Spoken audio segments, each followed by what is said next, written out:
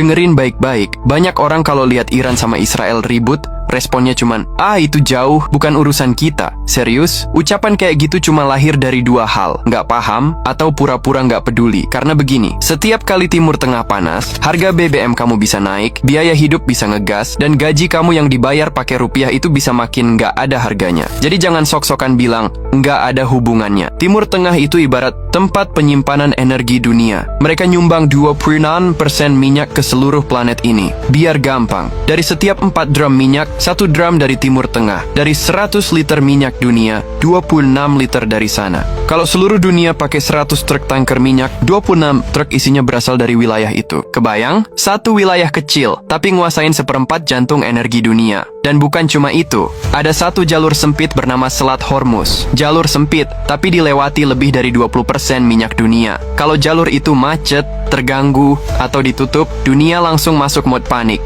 Iran itu produksi minyak hampir 4,6 juta barel per hari. Itu angka gede. Kalau Iran lagi ribut atau diserang, produksi bisa turun, distribusi bisa terganggu. Dan kalau itu kejadian, harga minyak dunia naik liar. Dan ingat, ini bukan cuma perang lokal. Ini perang yang didukung negara besar. Iran latihan militer bareng Rusia dan Cina. Israel didukung Amerika dan sekutunya. Negara-negara teluk mengawasi dari kejauhan sambil siap ambil untung. Ini bukan perang dua negara. Ini perang geng besar dunia. Begitu minyak dunia naik, efeknya berantai. 1. Harga BBM naik. Bukan karena pemerintah jahat, tapi karena harga minyak mentah dunia naik duluan. 2. Subsidi negara makin berat, APBN bisa goyang. Uang yang harusnya dipakai bangun sekolah, jalan, fasilitas negara, malah dipakai buat nutup subsidi BBM. 3. Biaya hidup naik, logistik naik, harga makanan naik, ongkos kirim naik, semua kena. Gaji kamu yang dibayar pakai rupiah itu jadi makin tipis. 4. Usaha kecil kena imbas, warung,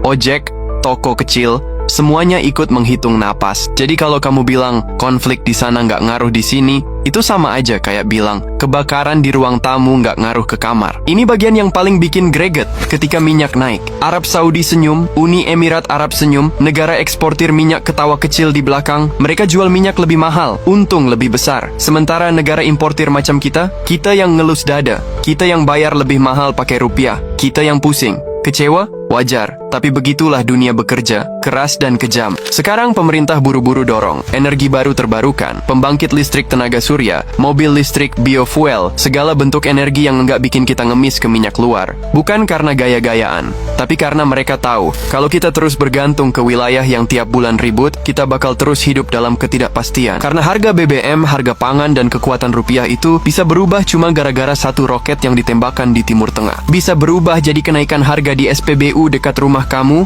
Kalau baru paham sekarang, selamat. Kamu sudah sedikit lebih mengerti cara dunia bekerja. Sangat gila bukan? Jadi selama Indonesia masih tergantung minyak dunia, jangan harap lo semua bisa hidup enak di Indonesia.